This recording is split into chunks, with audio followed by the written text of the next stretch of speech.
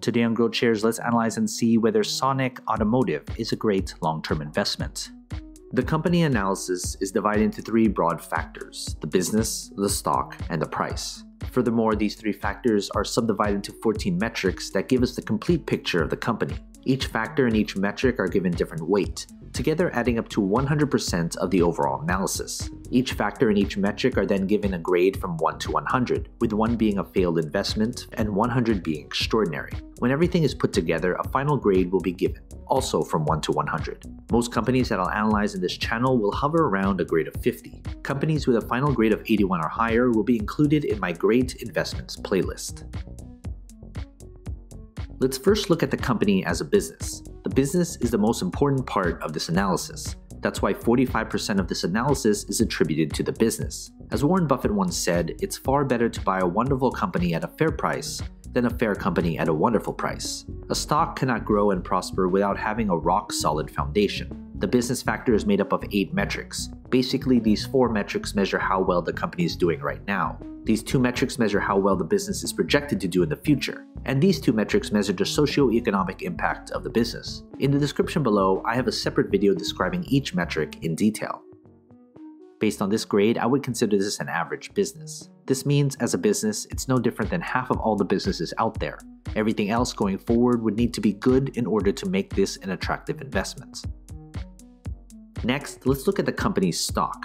We can't easily invest in something unless there's shares available to buy and sell. That's why 35% of this analysis is attributed to the stock. If the business is the foundation of a company, the stock is a reflection of that foundation. Does the market reflect how good or bad the business has done? And how does the market think the company will do going forward? That's what the stock tells us. What matters most is return on investment. There should be some correlation between the business and its stock. The stock factor is made up of 5 metrics. Basically, these 3 metrics measure how well the company's stock has done, and these 2 metrics measure how traders and investors perceive the company as an investment. In the description below, I have a separate video describing each metric in detail. Based on this grade, I would consider this a below-average stock. This company could be a good business, but it needs to see its performance and further analysis improve before it would make a good investment. Finally, let's look at the company's price. Price is what most investors look at when deciding whether to invest in a company or not, but price per share shouldn't be the most important consideration. That's why 20% of this analysis is attributed to the company's intrinsic value. There is a reason why a company's stock is undervalued or overvalued. An undervalued stock may be undervalued because it's simply a terrible business, and the other side is true as well. The price factor is made up of only 1 metric. Basically, the intrinsic value is the price per share at which the company's fundamentals align with its true value when compared to its current stock price. Based on this grade, I would consider the price to be a bargain.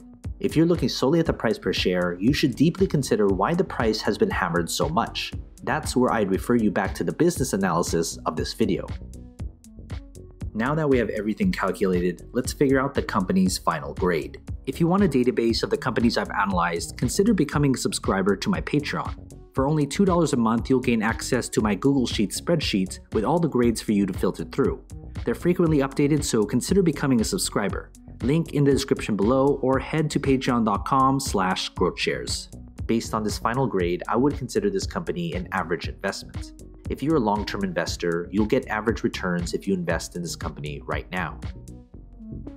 Some of you will put different importance on different aspects of my analysis. You may solely just be looking at the price per share. Others may look at the business. But if you're looking at this company as a long-term investment, you should look at all 3 factors because it paints the entire picture of the company. When it comes to the final grade, it doesn't necessarily mean I'm bullish or bearish on the company's stock. Grades are adjusted to take into account the company's industry, sector, and competition. Of course, major news does have an effect on the company, but my analysis is built upon a solid foundation that focuses on the long-term health of the company. From time to time, I will reanalyze a company and share it with you. So you've made it this far, shoot me an email. I'd love to get in touch with you and talk more.